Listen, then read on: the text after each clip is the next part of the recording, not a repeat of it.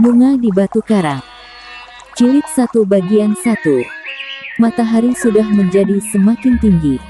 Sinarnya menusuk celah-celah dedaunan di pepohonan, membuat lukisan yang cerah di atas tanah yang lembab. Sekali lagi Buntal berpaling. Dipandanginya sebuah rumah tua yang kecil, dan apalagi miring. Rumah yang untuk beberapa bulan didiaminya bersama paman dan bibinya. Anak itu menarik nafas dalam-dalam. Ia sudah memutuskan untuk meninggalkan rumah itu. Sejak ia menjadi yatim piatu, ia tinggal bersama paman dan bibinya. Tetapi paman dan bibinya ternyata mengalami banyak kesulitan. Untuk memberi makan dan pakaian saudara-saudara sepupunya, anak paman dan bibinya itu sendiri, mereka telah mengalami kekurangan. Apalagi ia berada di rumah itu pula. Karena itu sekali lagi ia membulatkan niatnya meninggalkan rumah itu. Pagi itu, selagi paman dan bibinya pergi ke ladangnya yang hanya secuil kecil, dan saudara-saudara sepupunya bermain-main di kebun belakang, Buntal memutuskan untuk berangkat tanpa membawa bekal apapun. Kadang-kadang ia menjadi ragu-ragu juga, akan kemana saja ia membawa langkahnya. Tetapi ia pun kemudian menengadah ke langit, dan tanpa disadarinya ia berdoa semoga Tuhan yang menurut ayahnya yang telah meninggal adalah Maha Pengasih, agar menuntun langkahnya. Buntal pun kemudian berjalan cepat-cepat agar ia segera menjadi semakin jauh. Meskipun paman dan bibinya miskin, tetapi kepergiannya pasti tidak akan mereka kehendaki. Karena itu, maka ia pun telah meninggalkan keluarga miskin itu tanpa pamit. Keadaan menjadi semakin buruk, desis Buntal di dalam hati. Ia tidak mengerti, perubahan apakah yang telah terjadi dalam tata pemerintahan. Namun terasa baginya, dan bahkan bagi anak-anak yang lebih kecil dari dirinya, bahwa sesuatu telah terjadi. Langkahnya semakin lama membawanya semakin jauh dari rumah paman dan bibinya. Ketika matahari berada di puncak langit ia mulai membayangkan, bahwa paman dan bibinya pada saat-saat yang demikian itu kembali sejenak dari sawah untuk beristirahat. Apabila kebetulan ada, mereka sekedar makan seadanya bersama-sama dengan anak-anak mereka. Paman dan bibi tentu mencari aku, desisnya. Tetapi Buntal berjalan terus. Ia mencoba untuk meneguhkan hatinya, agar ia tidak menjadi ragu-ragu atau bahkan melangkah kembali ke rumah itu, rumah paman dan bibinya yang miskin. Namun ketika matahari menjadi condong ke barat, terasalah sesuatu di perutnya. Lapar. Buntal mulai menjadi gelisah. Sebelumnya ia tidak memikirkan, bagaimana ia mendapatkan makan di sepanjang perjalanannya. Dan kini baru ia sadar, bahwa ia menjadi sangat lapar. Memang kadang-kadang sehari penuh ia tidak makan nasi di rumah paman dan bibinya yang miskin. Tetapi ada saja yang dapat diambilnya dari kebun, untuk sekedar mengisi perutnya. Kadang-kadang pohon, kadang-kadang nidra atau garut atau apapun juga. Tetapi di perjalanan ini, ia tidak dapat menemukan apapun juga. Keragu-raguan di hati Buntal mulai melonjak. Kadang-kadang timbul pula niatnya untuk kembali saja ke rumah paman dan bibinya. Tetapi ia tidak sampai hati melihat keadaan rumah dan keluarga itu sehari-hari. Kadang-kadang Buntal harus menahan gejolak perasaannya, apabila ia mendengar adik sepupunya yang masih berumur setahun menangis karena lapar. Anaknya yang lebih tua duduk terpekur sambil menyeka air matanya. Yang lain tidur terlentang dengan lemahnya di ambeng bambu.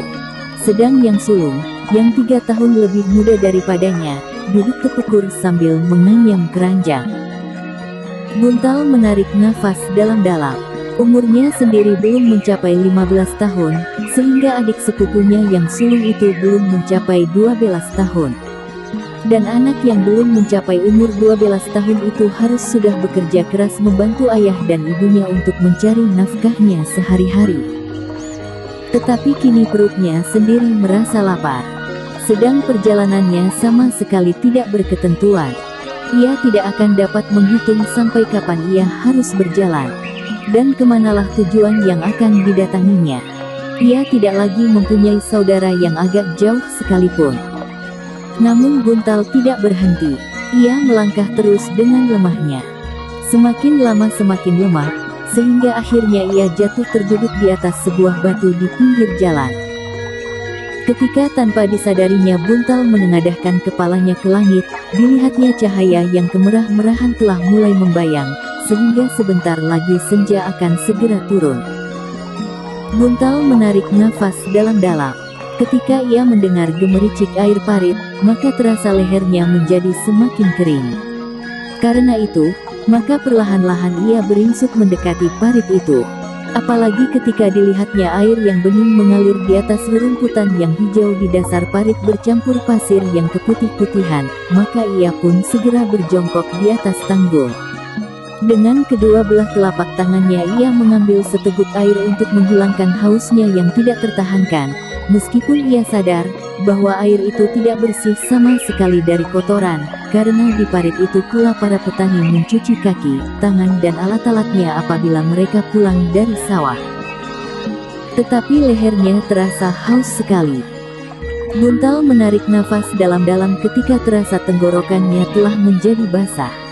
Perlahan-lahan ia berdiri dan memandang daerah di sekitarnya. Tetapi daerah itu adalah daerah yang asing baginya.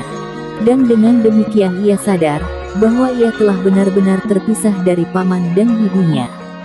Ia tidak akan dapat menemukan jalan kembali apabila ia tidak bertanya-tanya dengan susah payah. Buntal menarik nafas dalam-dalam. Kecemasan semakin merayapi batinnya. Sebentar lagi malam akan tiba, dan sebentar lagi seluruh permukaan bumi ini akan menjadi gelap. Apakah aku akan tetap berada di bulak dan tidur di atas rerumputan? Tiba-tiba tengkuknya meremang. Di kejauhan dilihatnya seonggok pepohonan yang rimbun. Kalau itu sebuah ujung dari hutan yang membujur, meskipun hutan yang rindang, kadang-kadang masih ada juga seekor harimau yang tersesat keluar hutan dan mencari makan ke padukuhan. Mungkin seekor lembu, mungkin kambing, dan apabila ia berada di bulak itu mungkin dirinya. Dalam kecemasan itu, Buntal melihat sebuah gubuk yang bertiang agak tinggi. Sebuah gubuk yang di siang hari dipakai untuk menunggu dan menghalau burung. Mungkin tempat itu merupakan satu-satunya tempat yang paling baik buat bermalam. Tangga gubuk itu cukup kecil, sehingga aku kira tidak akan ada harimau yang dapat memanjat ke atas. Meskipun agak ragu, Buntal pun berjalan juga menyusur pematang ke gubuk itu. Besok pagi-pagi benar aku harus bangun dan meninggalkan gubuk itu. Kalau aku kesiangan, dan ada seseorang yang menemukan aku masih tidur, maka aku akan mendapat 1000 macam pertanyaan. Ternyata gubuk itu cukup panjang untuk menjelujurkan kakinya. Sambil menggeliat ia berbaring. Kepalanya diletakkan di atas kedua telapak tangannya. Senja pun semakin lama menjadi semakin gelap. Seperti perut Buntal yang menjadi semakin lapar. Sekali-kali Buntal menarik nafas dalam-dalam.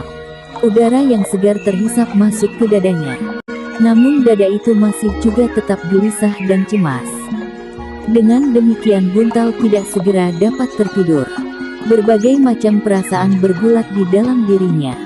Cemas, gelisah, takut dan juga lapar dan penat. Bahkan ia menjadi cemas pula apabila tiba-tiba saja pemilik gubuk itu datang di malam hari untuk menengok sawahnya. Mudah-mudahan tidak malam ini, desisnya. Mudah-mudahan ia tidak menengok sawahnya malam hari. Namun kegelisahan itu membuatnya tidak segera dapat memejamkan matanya, apalagi karena perutnya terasa menjadi semakin lapar. Namun oleh kepenatan yang sangat, kantuk yang tidak terlawan dan udara yang segar, akhirnya membuat Buntal terlena di atas gubuk itu. Anak itu tidak menyadari berapa lamanya ia tertidur di atas gubuk itu. Namun ia terkejut ketika terasa olehnya sinar matahari mulai menggigit kakinya. Dengan tergesa-gesa Buntal bangkit. Oh, matahari telah tinggi.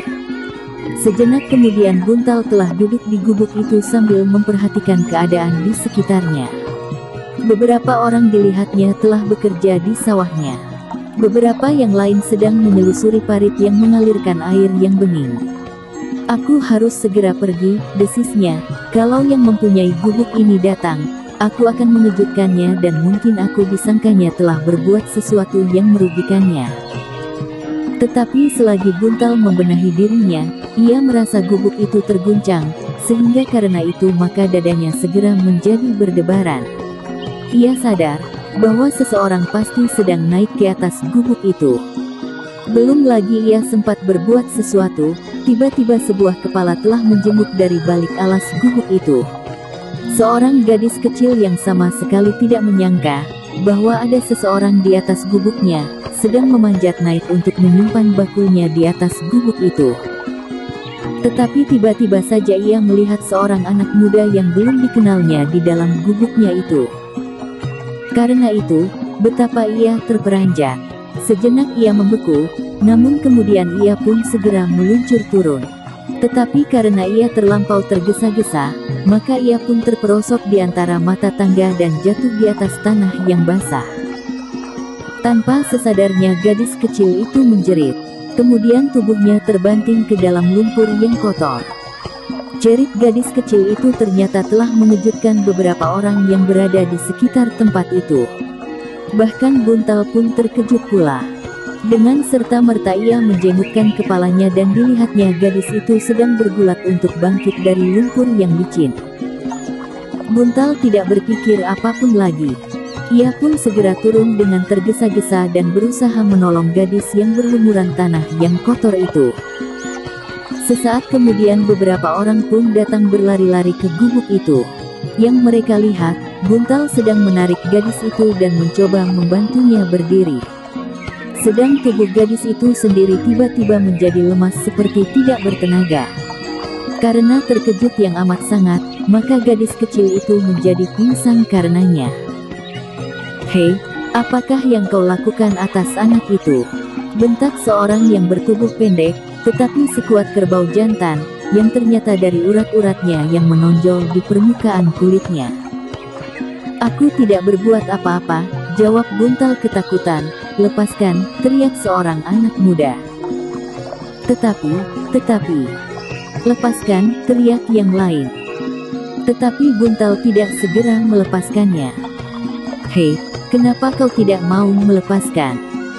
"Ia lemas sekali," suara Buntal tergagap. "Kalau aku lepaskan ia akan terjatuh." Sejenak orang-orang yang mengerumuninya saling berpandangan. Kemudian dua orang anak muda meloncat maju dan merenggut tubuh gadis itu dari tangan Buntal. Ternyata bahwa gadis itu benar-benar telah lemas dan jatuh pingsan. Bawa dia menepi, bersihkan tubuhnya dari lumpur. Gadis itu pun kemudian dipapah oleh dua orang anak-anak muda yang kemudian meletakkannya di pematang. Dengan selendangnya, wajah gadis yang berlumuran lumpur itu pun kemudian dibersihkannya. "Ayahnya belum datang?" bertanya seseorang. "Belum, ia datang seorang diri." Kini semua mata tertuju kepada Buntal. Orang yang bertubuh pendek dan berotot menonjol melangkah maju sambil menggeram. "Apa yang kau lakukan, hei?" Buntal menjadi semakin ketakutan. Ia menyesal bahwa ia telah terbangun kesiangan, sehingga ia harus mengalami perlakuan yang mendebarkan itu. "Kau apakan anak itu, hei?" Aku tidak apa-apa. Aku tidak berbuat apa-apa." "Bohong," sahut seorang anak muda yang bertubuh tinggi. "Mungkin kau ingin berbuat jahat. Apapun yang akan kau lakukan. Mungkin kau melihat gadis itu memakai perhiasan. Atau kau memang akan berbuat jahat kepada gadis itu sendiri." "Tidak, aku tidak berbuat apa. Aku semalam memang tidur di gubuk itu. Mungkin ia terkejut melihat aku." "Jangan mengada-ada. Dan kenapa kau berada di gubuk itu? Siapa kau dan di mana rumahmu?" Buntal menjadi semakin kebingungan. Ingin ia menyebut nama paman dan bibinya. Tetapi jika demikian, dan persoalan yang tidak diharapkannya ini menjadi persoalan yang berkepanjangan, maka paman dan bibinya akan tersangkut pula. Padahal mereka sudah selalu dalam kesulitan untuk hidup mereka sehari-hari. Kalau mereka harus berbuat sesuatu untuk dirinya, maka hidup mereka pun akan semakin terbengkelai. "Siapa kau, hei?" seorang yang bertubuh tinggi membentak. Namaku Buntal, jawabnya. Suaranya sudah menjadi gemetar.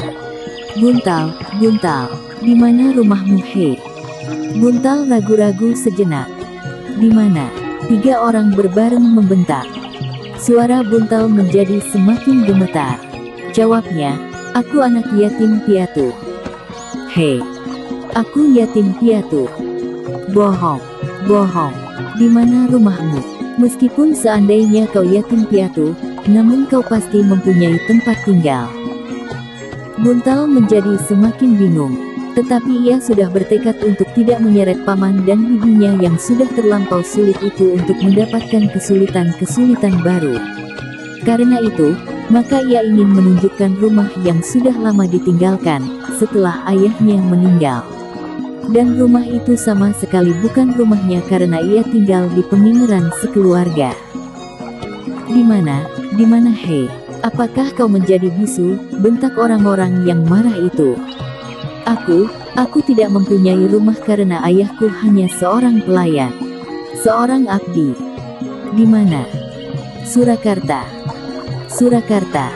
Yang kau maksud kau tinggal di dalam kota Surakarta? Iya. Oh, jadi kau anak orang kota. Tetapi kau sama sekali tidak tahu adat. Bukan, aku bukan orang kota. Ayah sekedar seorang abdi dari seorang bangsawan. Ayah adalah seorang juru pengangsu yang dahulu datang dari Padesan juga. Di mana ayahmu sekarang? Meninggal. Ayah sudah meninggal. Dan kau? Aku diusir dari rumah bangsawan itu. Pantas, pantas. Kau pasti berbuat tidak senonoh di rumah bangsawan itu. Kau pasti berbuat jahat seperti yang baru saja kau lakukan. Tidak, aku tidak berbuat apa-apa. Tetapi bangsawan-bangsawan memang terlampau kejam sekarang. Omong kosong, kau pasti yang jahat. Tidak, aku tidak jahat. Sejak rumah itu sering dikunjungi Kumpeni, Raden Tumenggung Gagak Barong telah berubah.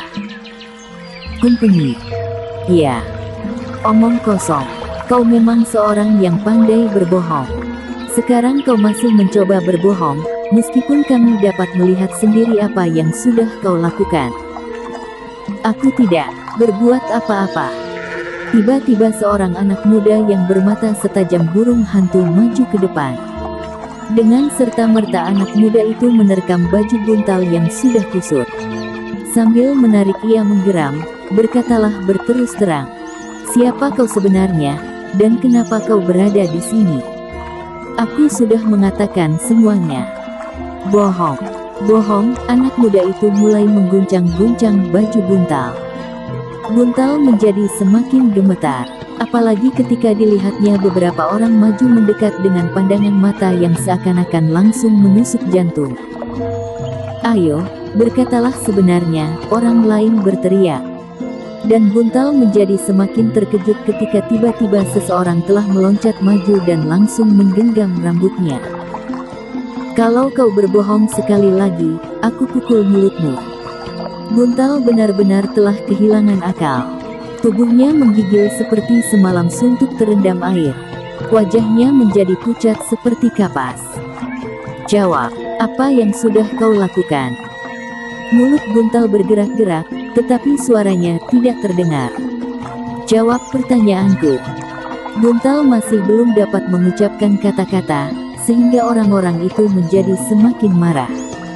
Kepala Buntal terputar ketika sebuah telapak tangan menamparkan pipinya. Ayo bilang bahwa kau telah mengganggu gadis kecil itu di atas gubuk. Untunglah bahwa ia justru terlempar dan sempat menjerit. Tidak, hanya itulah yang dapat diucapkan oleh Buntal karena tangan yang lain telah memukul dagunya. Alangkah sakitnya, dan alangkah sakit hatinya. Ia sama sekali tidak dapat melawan. Ketika rambut dan bajunya dilepaskan dan sebuah tangan lagi memukul pipinya, Buntal benar-benar telah terlempar dan terbanting jatuh di atas pematang, namun ia pun kemudian terguling ke dalam lumpur. Terlatih-tatih ia mencoba berdiri. Namun ia tidak sempat tegak karena sebuah tendangan mengenai lambungnya, dan mendorongnya sekali lagi jatuh ke dalam lumpur. Bawa saja kepada Ki Jagabaya, berkata salah seorang dari mereka. Pukuli saja di sini. Di dalam keadaan seperti ini, orang-orang gila pantas dibunuh saja. Oh, jangan, teriak Buntal. Kau sudah berani berbuat gila, kau harus mempertanggungjawabkannya. Kenapa kau takut? Aku tidak berbuat apa-apa. Aku tidak berbuat apa-apa, hanya kata-kata itulah yang dapat diucapkan oleh Buntal. Ia tidak dapat menemukan kalimat-kalimat yang lain di dalam keadaannya itu. Tetapi orang-orang itu tidak menghiraukannya lagi. Beberapa orang segera menariknya ke pematang. Kemudian Buntal diseret seperti seonggok batang pisang ke jalan di tengah-tengah sawah itu. Sejenak kemudian wajahnya telah dihujani dengan pukulan-pukulan dan bahkan beberapa orang telah meludahinya. Kepala Buntal segera menjadi pening. Kepalanya serasa menjadi retak dan pandangannya berkunang-kunang. Tetapi ia masih mendengar setiap orang memaki-makinya. Gadis itu masih pingsan, terdengar seseorang berkata, "Bunuh saja anak jahanam itu." Ia membuat kebutuhan ini ternoda. Ya bunuh saja. Buntal tidak berdaya sama sekali untuk melakukan pembelaan. Sekilas terlintas di kepalanya, kenangan atas perjalanannya yang panjang sehingga ia sampai ke tempat ini. Dan terlintas pula di kepalanya, perjalanan yang seakan-akan telah terbentang di hadapannya. Jalan yang jauh lebih panjang dari jalan yang baru saja dilaluinya itu. Aku akan menyeberangi langit, katanya di dalam hati. Dan sesaat kemudian Buntal itu menjadi pingsan, ia tidak merasakan lagi pukulan-pukulan yang bertubi-tubi mengenainya. Dengan lemahnya ia terkapar di tanah tanpa dapat berbuat sesuatu. Dalam pada itu, selagi Buntal masih mengalami hukuman yang sama sekali tidak diduganya, seorang tua berlari-lari diikuti oleh seorang anak muda yang sebaya dengan Buntal menuju ke pematang. Orang tua itu adalah ayah dari gadis yang pingsan itu. Seseorang telah memberitahukan kepadanya apa yang telah terjadi di sawah. Ketika ia sampai di sisi anak gadisnya, segera ia berlutut. Diraba-rabanya tubuh anaknya, kemudian dipijit-pijitnya tengkuknya. Tetapi wajahnya tampak menjadi agak cerah ketika ia mendengar anaknya itu merengek seperti di masa kanak-kanaknya. "Arum," desis orang tua itu, "kenapa kau?" Arum, gadis itu, membuka matanya. Dilihatnya ayahnya berjongkok di sampingnya. Apakah yang terjadi? Arum masih bingung sejenak, namun kemudian ditolong oleh ayahnya ia mengangkat kepalanya. Sejenak ia mencoba mengingat-ingat apa yang telah terjadi. Perlahan-lahan, namun semakin lama menjadi semakin jelas. Dan tiba-tiba saja ia berkata kepada ayahnya, "Aku terjatuh ayah. Aku terkejut sekali." Ayahnya mengangguk-anggukkan kepalanya. Dan tiba-tiba pula anaknya itu memandang ke jalan yang membujur di antara tanah persawahan. "Apa yang terjadi di sana, ayah?" Ia bertanya sambil menunjuk orang-orang yang berkerumun sambil menyepak-nyepak. "Anak itu, anak yang barangkali sudah berbuat jahat kepadamu." "Kenapa dengan anak itu?" "Orang-orang telah menganggapnya bersalah. Mereka memukuli anak itu." "Tidak, ayah. Anak itu tidak berbuat apa-apa. Aku hanya terkejut dan aku terjatuh ketika aku meluncur turun. Ia berada di atas gubuk, sedang aku baru saja naik ke atas. Dan aku masih berdiri di tangga. Aku sudah minta anak Mas Cuwiring untuk mencegahnya." Arum kemudian duduk bersandar kedua tangannya. Kepalanya masih terasa pening, namun ia menjadi cemas apabila terjadi sesuatu atas anak yang dilihatnya duduk di atas gubuknya. Dalam pada itu, Juwiring telah berdiri di tengah-tengah lingkaran orang-orang yang mengerumuni Buntal yang terbaring di tanah. Sejenak ia masih melihat beberapa pasang kaki menyepak-nyepak tubuh yang sudah tidak berdaya itu. Namun ketika anak muda yang bernama Juwiring itu berdiri di antara mereka sambil memandang berkeliling, maka tiba-tiba saja orang-orang yang berkerumun itu bergeser surut. "Kenapa dengan anak ini, Paman?" bertanya Juwiring, meskipun umurnya belum sampai 17 tahun, tetapi terasa wibawa yang besar memancar dari nada kata-katanya. Tidak seorang pun yang segera menyahut. Beberapa orang saling berpandangan, tetapi mulut mereka masih tetap terkatup rapat-rapat. Cuiring menarik nafas dalam-dalam. Sahabat PDBK semuanya, jangan lupa subscribe dan share ke banyak pembaca. Terima kasih. Ketika ia membungkukkan badannya dan meraba tubuh Buntal, ia berdesis, "Pingsan. Anak ini telah pingsan." Tiba-tiba mata Juwiring menjadi tajam memandang setiap wajah yang ada di sekelilingnya. Satu-satu wajah itu tertunduk lemah. Apakah salah anak ini? Sekali lagi ia bertanya.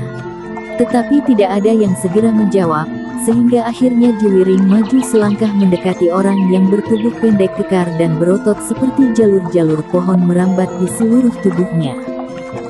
"Paman," bertanya Juwiring, "apakah salah anak itu?" Orang itu tergagap sejenak, namun karena tatapan mata Juwiring bagaikan menusuk jantungnya, akhirnya ia menjawab, "Anak ini telah mengganggu Arum di atas bubuknya." "Oh," Juwiring mengerutkan dahinya. Sekali ia berpaling, namun Buntal masih terbaring diam. Apakah yang sudah dilakukannya? Apakah ia merampas barang-barang milik Arum, ataukah ia berbuat lain? Orang bertubuh kekar itu menjadi semakin bingung. Namun kemudian ia menjawab, "Kami hanya mendengar Arum menjerit, dan kami datang berlari-larian. Kami melihat kemudian anak itu sedang memeluk Arum yang lemah dan kotor di atas gubuk." Orang itu menggeleng, "Tidak. Di dalam lumpur." "Kalian yakin bahwa anak ini berbuat jahat?" Tidak seorang pun yang menjawabnya. "Kalian yakin bahwa anak ini akan berbuat jahat terhadap Arum?" "Ya, begitu." Masih belum ada seorang pun yang menjawab. "Bagaimana kalau Arum terpekik karena ia terjatuh, dan kemudian anak ini justru menolongnya dari lumpur?" Orang-orang itu masih terdiam. "Atau, apabila kalian yakin bahwa anak ini bersalah, aku pun tidak berkeberatan anak ini dihukum. Apalagi kalau ia langsung akan berbuat jahat kepada Arum itu sendiri." Anak muda itu terdiam sejenak sambil memandang berkeliling, lalu selangkah ia bergeser mendekati orang yang tinggi. "Kau juga yakin ia bersalah?" Orang tinggi itu menundukkan kepalanya, sementara Juwiring bergeser lagi. Seorang demi seorang didekatinya dan dengan nada datar bertanya kepadanya, apakah anak itu memang bersalah. Tetapi setiap kepala tertunduk karenanya. "Baiklah. Kalian tidak ada yang menjawab dengan tegas, tetapi karena kalian telah bertindak, maka kalian pun pasti sudah meyakini kesalahannya. Karena itu, aku pun akan ikut serta memutuskan bahwa anak ini bersalah, karena ia telah berbuat jahat kepada Arum." Juwiring berhenti sejenak. Namun tiba-tiba ia melangkah mendekati seseorang yang berdiri di paling belakang. Tanpa berkata apapun juga, orang itu diputarnya. Kemudian diambilnya sebuah sabit yang terselip di punggungnya. Semua mata memandang Juwiring dengan tegangnya. Apalagi ketika setapak demi setapak ia maju mendekati Buntal yang masih pingsan. "Agaknya kalian telah berkeputusan untuk membunuhnya. Sekarang, biarlah aku yang melakukannya. Kalau kalian yakin anak ini bersalah, aku pun yakin pula, sehingga pantaslah apabila ia dihukum mati." Sekali lagi Juwiring memandang berkeliling. Karena tidak seorang pun yang menyahut, maka ia pun melangkah maju. Dengan kaki renggang ia berdiri di sisi Buntal yang terbaring di tanah. Setelah memandang wajah anak yang pingsan itu sejenak, maka katanya, "Aku akan membunuhnya. Aku akan membelah perutnya karena ia sudah berbuat jahat." Tetapi ketika Juwiring berjongkok di samping tubuh Buntal yang pingsan, tiba-tiba seorang yang berkumis keputih-putihan berkata terbata-bata, Tetapi kami belum yakin bahwa ia memang bersalah." Juwiring mengangkat wajahnya. Dipandanginya orang yang berkumis putih itu. Bahkan kemudian anak muda itu pun berdiri dan melangkah mendekatinya, "Kau Paman Dipa. Sepengetahuanku, membunuh tikus pun kau tidak mau. Tetapi agaknya kau ikut serta menyakiti anak ini." Orang berkumis putih dan bernama Dipa itu terdiam. Sekali ia menelan ludahnya, namun tidak sepatah kata lagi yang meluncur dari mulutnya. "Jadi bagaimana?" Jumiring bertanya. Karena tidak ada yang menjawab, Jumiring menepuk pundak seseorang. "Apakah sebaiknya aku membunuhnya?" Orang itu menjadi tegang. Namun kemudian ia berkala gemetar, "Tidak, tidak, aku pun tidak meyakini kesalahannya." Jumiring menarik nafas dalam-dalam. Ketika ia memandang seorang yang berwajah pucat, tanpa ditanya apapun orang itu berkata, "Ya, kami belum pasti bahwa ia pantas dihukum, apalagi dibunuh." Jumiring mengangguk-anggukkan kepalanya. Ketika sekali lagi ia memandang setiap wajah, maka setiap wajah itu pun menjadi semakin tunduk ke tanah. "Nah, ternyata kalian telah melakukan sesuatu dengan tergesa-gesa. Setelah anak ini pingsan, dan bahkan hampir mati, barulah kalian menyadari bahwa kalian tidak berbuat atas dasar keyakinan. Seorang di antara kalian berteriak bahwa anak ini bersalah, maka kalian tidak sempat lagi berpikir. Seperti kehilangan diri, kalian berebutan menjatuhkan hukuman atas anak ini. Dipa, Naya, Angga yang aku kenal sebagai orang-orang yang ramah dan baik hati, di dalam keadaan tanpa sadar, telah melakukan perbuatan ini." Kepala-kepala itu pun menjadi semakin tunduk lagi. Kalau saja mungkin, mereka akan berlari dan menyembunyikan wajah-wajah yang serasa menjadi panas. Jumiring mengangguk-anggukkan kepalanya. Perlahan-lahan ia mendekati Buntal, dan Buntal agaknya masih juga pingsan. "Panggil Kiai Danatirta itu," berkata Jumiring kemudian. Dipa yang paling gemetar, segera berdiri dan berjalan tertatih-tatih di pematang, pergi ke tempat Kiai Danatirta menunggui anaknya Arum. "Kiai," Raden Jumiring memanggil Kiai. "Oh, baiklah. Duduklah di sini Arum. Aku ikut ayah. Kau masih terlampau lemah." "Tidak, aku sudah baik." Kiai Danatirta memandang anaknya sejenak, namun kemudian katanya, "Marilah." Kiai Danatirta pun kemudian membimbing anaknya di sepanjang pematang pergi mendapatkan Jumiring yang masih berdiri di tengah-tengah kerumunan orang-orang yang kebingungan itu. "Kiai," berkata Jumiring kemudian, "anak ini pingsan." "Oh," Arumlah yang menyahut, "Kenapa? Kenapa ia pingsan, Raden?" "Bertanyalah kepada orang-orang ini." Arum memandang orang-orang yang berdiri membeku itu. Kemudian perlahan-lahan ia melangkah maju bersama ayahnya, Kiai Danatirta, mendekati Buntal yang pingsan. "Ayah," Arum hampir memekik, wajahnya merah biru. Kiai Danatirta mengangguk-anggukkan kepalanya.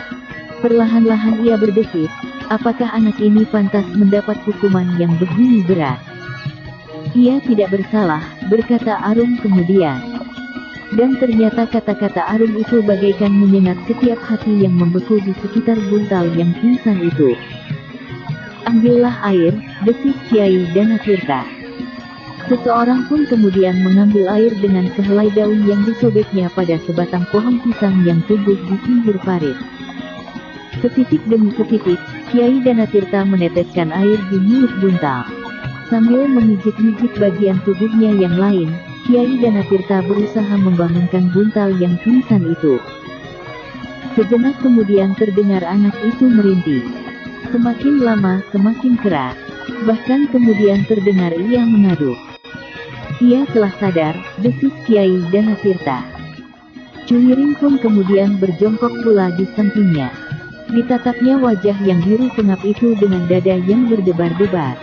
Jumiring menyadari betapa sakitnya wajah itu, dan bahkan seluruh tubuhnya. Terlalu, Jumiring berdesis, mudah-mudahan anak ini berjiwa besar. Ketika sebuah pedati lewat di jalan persawahan itu, maka Jumiring pun segera menghentikannya. Dengan sangat ia minta agar pemiliknya bersedia menolong membawa Buntal ke rumah Kiai Danatirta. Ternyata pemilik pedati itu tidak berkeberatan. Dengan senang hati ia memenuhi permintaan Jumiring dan Kiai Danatirta itu. Perlahan-lahan tubuh Buntal itu diangkat dan dibaringkan di dalam pedati. Setiap kali terdengar ia mengaduh. Namun matanya masih terpejam, dan kesadarannya masih belum pulih sama sekali. Ketika Buntal perlahan-lahan membuka matanya, tampaklah atap rumah yang samar-samar. Semakin lama menjadi semakin jelas. Kemudian dilihatnya wajah-wajah yang cemas di sisinya. Wajah yang belum pernah dilihatnya. Namun ketika ia mencoba menggerakkan tubuhnya, terasa seakan-akan seluruh tulang belulangnya berpatahan. Alangkah sakitnya, sehingga tanpa sesadarnya ia pun mengaduk tertahan-tahan. Jangan bergerak dahulu, tubuhmu masih terlampau lemah, bahkan mungkin terlampau sakit. Buntal menarik nafas dalam-dalam, tetapi ia masih harus selalu menyeringai apabila rasa sakit mulai menusuk kulitnya. Apakah kau haus? Buntal memandang orang yang bertanya kepadanya. Seorang yang sudah memanjat ke pertengahan abad, sedang seorang lagi adalah seorang anak muda yang sebaya dengan dirinya. Seandainya ada selisih umur, maka selisih itu tidak lebih dari 1 atau 2 tahun. Di manakah aku ini? Desis Buntal hampir tidak terdengar. Kau berada di rumahku, di rumah Kiai Danatirta. Dan anak muda ini adalah Raden Juwiring. Buntal menarik nafas dalam-dalam, seakan-akan ia mencoba mengurangi perasaan sakit yang menusuk-nusuk. Tenangkan hatimu, berkata Juwiring, kau akan dirawat dengan baik di sini. Buntal memandang Juwiring dengan heran. Tetapi ia tidak segera bertanya apapun juga. Namun sejenak kemudian Buntal terkejut ketika ia melihat seorang gadis yang memasuki bilik itu sambil membawa sebuah belana kecil. Gadis itulah yang dilihatnya memanjat tangga gubuk dan kemudian jatuh ke dalam lumpur. Karena itu, hatinya menjadi berdebar-debar. Dipandanginya gadis itu seperti memandang hantu. Bahkan kemudian terloncat kata-katanya. Aku tidak bermaksud apa-apa. Aku tidak berbuat apa-apa terhadapnya. Kiai Danatirta mengangguk-anggukkan kepalanya.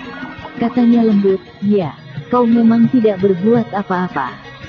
Buntal heran mendengar jawaban itu. Karena itu ia pun justru terdiam sejenak. Arum, berkata Kiai Danatirta, letakkan belanga itu di sini. Gadis itu pun kemudian meletakkan belana kecil itu di lantai di dekat pembaringan Buntal. Sejenak ia memandang anak yang terbaring kesakitan itu dengan pandangan iba. Bahkan tanpa sesadarnya ia bertanya, kau sakit? Buntal menjadi bingung, bagaimana ia akan menjawab pertanyaan itu, sehingga karena itu, ia terdiam membeku. Arum yang berdiri termangu-mangu itu pun kemudian menundukkan wajahnya. Sebelum ia mendengar jawaban Buntal, ia telah pergi meninggalkan bilik itu. Ia adalah anakku, berkata Kiai Danatirta. Oh, Buntal menjadi bertambah cemas, tetapi aku tidak berniat berbuat apa-apa.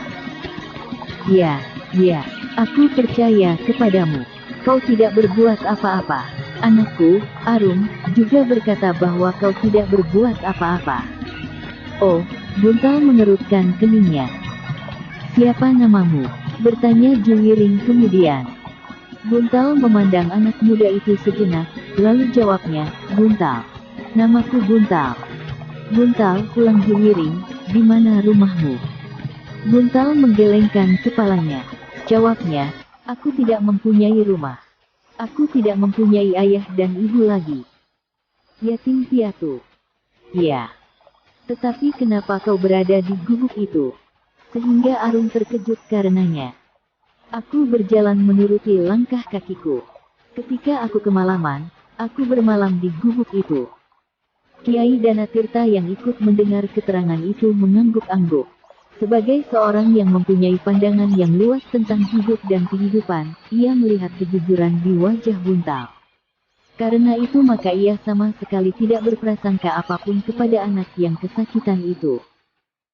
Aku akan mencoba mengobati badanmu yang merah biru, berkata Kiai Danatirta.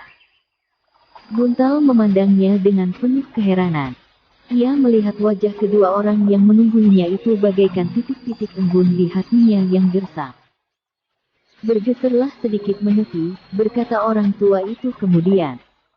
Buntal mencoba bergeser sedikit, tetapi terasa seluruh tubuhnya menjadi sakit, seolah-olah tulang-tulangnya telah menusuk-nusuk kulit dan dagingnya. Namun ditahankannya perasaan itu sekuat-kuatnya. Meskipun ia menyeringai, tetapi ia kini tidak mengeluh lagi. "Tolong anak mas," berkata Danatirta kepada Juwiring, "peganglah belanga ini." Juwiring pun kemudian memegang belanga yang berisi cairan yang berwarna coklat kehitam-hitaman, sementara Kiai Danatirta mulai mengendorkan seluruh pakaian Buntal. Dengan lembut Kiai Danatirta mulai mengusap seluruh bagian badan Buntal dengan cairan itu. Cairan yang terasa hangat di tubuh yang biru pengap. "Dengan demikian tubuhmu tidak akan membengkak Buntal," desis Kiai Danatirta. Buntal tidak menyahut, namun tiba-tiba terasa getaran-getaran yang aneh mengusik hatinya. Sentuhan tangan yang lembut itu telah menumbuhkan sebuah kenangan di hati Buntal. Kenangan kepada ayah dan ibunya yang telah mendahuluinya. Ia masih teringat semasa kanak-kanak, apabila ia terjatuh dan terkilir, ibunya selalu mengusapnya dengan pipisan beras kencur. Di sore hari setelah mandi, menjelang tidur. Meskipun ayah dan ibunya orang yang miskin, tetapi mereka berusaha sejauh-jauh dapat mereka lakukan, untuk membuat Buntal menjadi seorang anak yang baik, yang memeliharanya dengan penuh kasih sayang. Dari ucapan tangan Kiai Danatirta itu ternyata telah mengungkap kenangan itu. Terbayang kembali di rongga matanya, ibunya duduk di bibir pembaringannya, sedang ayahnya berjalan mondar-mandir dengan tangan bersilang di dadanya, apabila ia menjadi sakit. Bahkan kadang-kadang ia melihat titik air mata di sudut mata ibunya yang redup. Tiba-tiba perasaan haru yang sangat melonjak di dasar hatinya. Bagaimanapun juga ia bertahan, namun setitik air mata telah mengembun di pelupuknya, bahkan kemudian mengalir di pipinya yang pengap. Juwiring melihat air mata yang meleleh itu, sehingga tanpa sesadarnya ia bertanya, apakah tubuhnya justru menjadi sakit sekali? Pertanyaan itu mengejutkan Buntal. Dengan sisa tenaganya ia mengangkat tangannya dan mengusap matanya. "Tidak," jawabnya, "tubuhku merasa semakin baik. Tetapi kenapa kau justru menangis? Selagi kau dipukuli dan pingsan di pinggir jalan, aku tidak melihat matamu menjadi basah.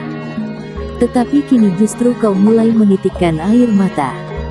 Buntal mencoba menggelengkan kepalanya. Jawabnya perlahan-lahan, "Tidak, aku tidak menangis." Juwiring menarik nafas dalam-dalam. Ia tidak bertanya lagi meskipun ia merasakan sesuatu yang menyentuh perasaan anak itu, meskipun anak itu tidak mau mengatakannya. Apalagi ketika kemudian Kiai Danatirta berkata, "Sudahlah Buntal. Tenangkan hatimu. Cobalah untuk tidur agar tubuhmu menjadi segar." Namun tiba-tiba, "Apakah kau sudah makan?" Pertanyaan itu benar-benar telah mengetuk hati Buntal, sehingga betapa ia bertahan, tetapi titik air matanya menjadi semakin deras mengalir di pipinya. Kiai Danatirta ternyata mampu membaca perasaan anak itu, sehingga ia berkata kepada Juwiring, "Tunggulah anak ini anak mas. Aku akan pergi ke belakang sebentar." Juwiring menganggukkan kepalanya. Namun ia mengerti juga apa yang akan dilakukan oleh Kiai Danatirta. Agaknya anak ini memang belum makan. Sejenak kemudian seorang gadis masuk ke dalam bilik itu. Tampaknya ia sudah menjadi sehat benar, seolah-olah tidak ada lagi bekasnya, bahwa ia baru saja terjatuh dan pingsan karenanya. "Minuman hangat," desisnya sambil meletakkan sebuah mangkuk berisi air jahe yang panas dengan segumpal gula kelapa di atas sebuah nampan kayu. Sejenak ia berdiri memandang wajah Buntal yang biru pengap. Sepercik penyesalan membayang di wajah Arum. "Kalau aku tidak berteriak," katanya di dalam hati, "orang-orang itu tidak akan berbuat apa-apa atasnya. Namun lalu, tetapi aku sama sekali tidak sengaja. Aku terkejut sekali." Tetapi Arum tidak mengucapkan kata-kata lagi. Ia pun melangkah keluar dari bilik itu. Seorang pembantu telah menyediakan makan nasi hangat buat Buntal setelah Kiai Danatirta memberitahukan bahwa anak itu perlu makan. Dan Arumlah yang membawa makanan itu masuk ke biliknya. "Makanlah," berkata Juwiring setelah makanan itu tersedia. Buntal menarik nafas dalam-dalam. Ia bertahan sekuat-kuatnya agar perasaannya tidak meledak. Diusapnya air matanya yang membasah. "Makanlah," ulang Juwiring, "aku kira kau belum makan." Buntal mengangguk-angguk perlahan. "Oh," desis Juwiring, "kau belum dapat bangkit sendiri. Marilah, aku tolong kau bangun." Juwiring pun kemudian menolong Buntal untuk bangkit dan duduk di pembaringan. Tubuhnya yang sudah dilumuri dengan parang oleh Kiai Danatirta kini merasa agak menjadi segar. "Makanlah," sekali lagi Juwiring mempersilahkan. Buntal merasa agak malu juga. Tetapi tiba-tiba terasa perutnya yang lapar meronta, justru ketika hidungnya mulai disentuh oleh asap nasi hangat dan sepotong ikan air kering. Buntal menelan ludahnya. Ia bukan saja belum makan pagi ini, tetapi kemarin sehari penuh ia juga belum makan. Juwiring bergeser maju. Sambil tersenyum ia bertanya, "Kau dapat makan sendiri?" Ya, aku dapat makan sendiri," jawab Buntal terbata-bata. "Tanganmu tidak sakit?" Buntal menggerakkan tangannya. Sebenarnya lengannya juga merasa sakit. Tetapi ia menggeleng, "Tidak, lenganku tidak sakit. Kalau begitu makanlah sendiri." Buntal merasa agak malu-malu juga.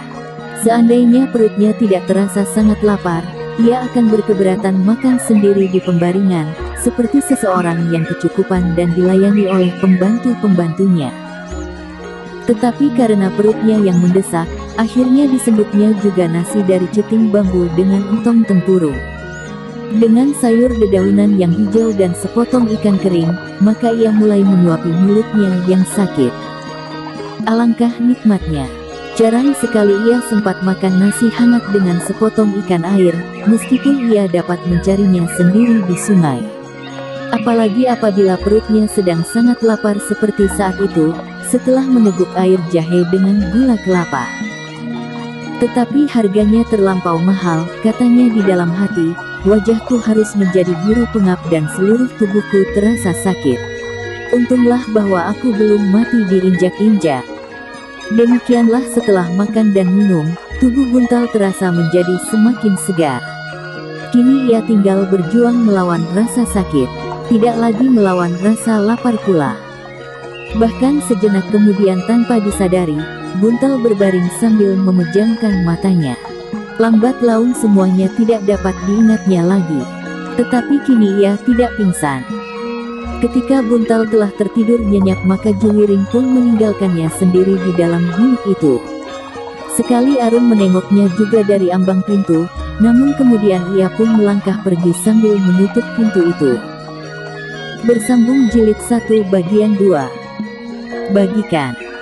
Klik bagikan untuk banyak pembaca, share ke media sosial Facebook, Twitter, dan lain-lainnya. Jangan lupa subscribe dan nyalakan lonceng notifikasi. Baca jilid berikutnya. Atas perhatiannya saya ucapkan terima kasih.